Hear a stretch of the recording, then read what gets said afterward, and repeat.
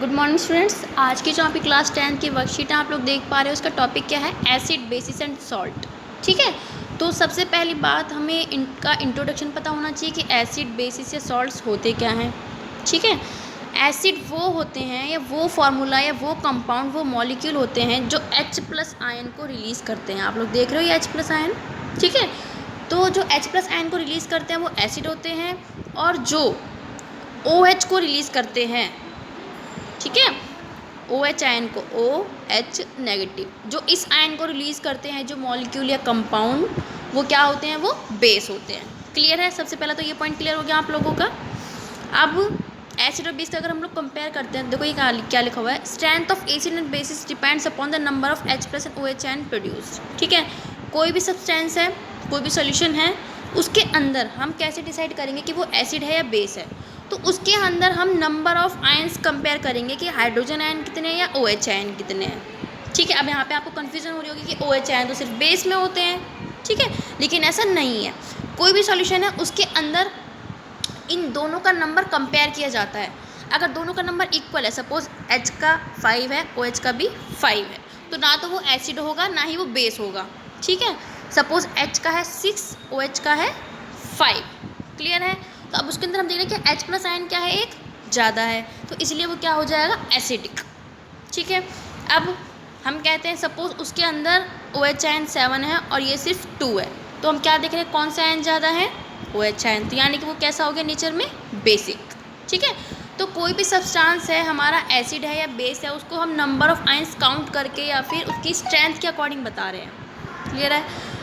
अब दूसरा पॉइंट क्या दिया गया है? देखो दूसरा पॉइंट है यहाँ पे, acid that produce more H+ ion, जिसके मोर H+ आयन होंगे तो वो स्ट्रॉन्ग एसिड होगा, जिसके कम H+ आयन होंगे वो वीक एसिड होगा। क्लियर है? सपोज मैं कहूँ कोई सोल्यूशन है, उसके अंदर 2 H+ आयन है और एक के अंदर 5 है, तो हम किसको स्ट्रॉन्ग कहेंगे? जिसके अंदर 5 H+ आयन है। Okay, same to same base का है, अगर बेस के अंदर 2 हैं तो वो वीक बेस है, अगर 5 OH है तो स्ट्रॉन्ग बेस है। क्लियर है? ये सारे पॉइंट्स मैंने आपके इनमें क्लियर करा दिए हैं। नेक्स्ट है आपका importance of pH in everyday life. अब अच्छा, ये 5th पॉइंट हमारा रह गया। इसमें क्या है?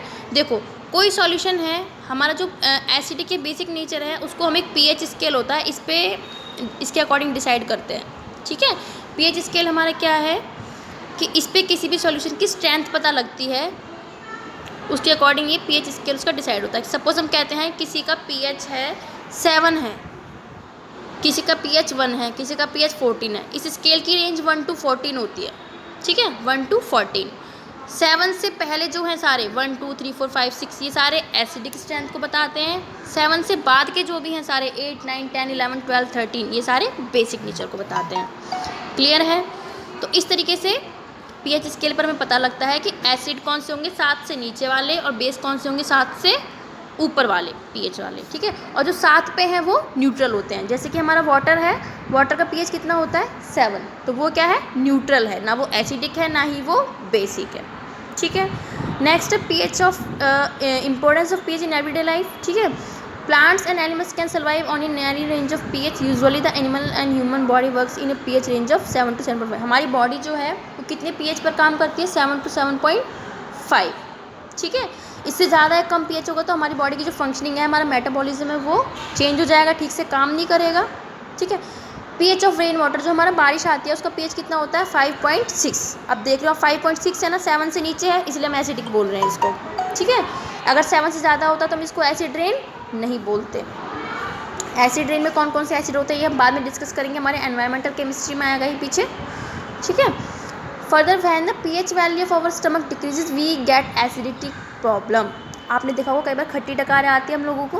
क्यों आती है वो खट्टी डकारें? क्योंकि हमारे स्टमक के अंदर pH बढ़ जाता है। ठीक है, जैसे कि हमने देखा हमारे pH क्या है, जनरली 7 to 7.5 है। स्टमक के अंदर pH की वैल्यू अगर बहुत ज़्यादा ही कम हो जाए, सपोज 3 4 तक पहुँच रही है, 5 तक पहुँचे, तो हमें क्या होती है? एसिडिटी, खट्टी डकार। उसको कम करने के लिए हम लोग क्या करते हैं?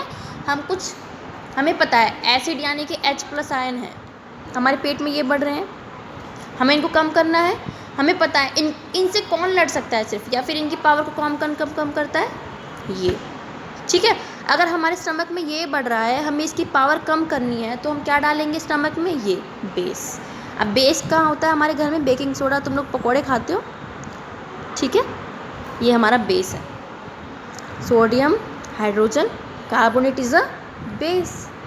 सोडियम हाइड्रोजन, जो आप घर में बेकिंग पाउडर लेते हो, बेकिंग सोडा लेते हो, ठीक है, दोनों अलग चीज़ें हैं। वैसे बेकिंग सोडा अलग है, बेकिंग पाउडर अलग है, ठीक है।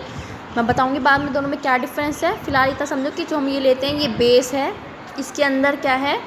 बेस रिलीज़ होगा,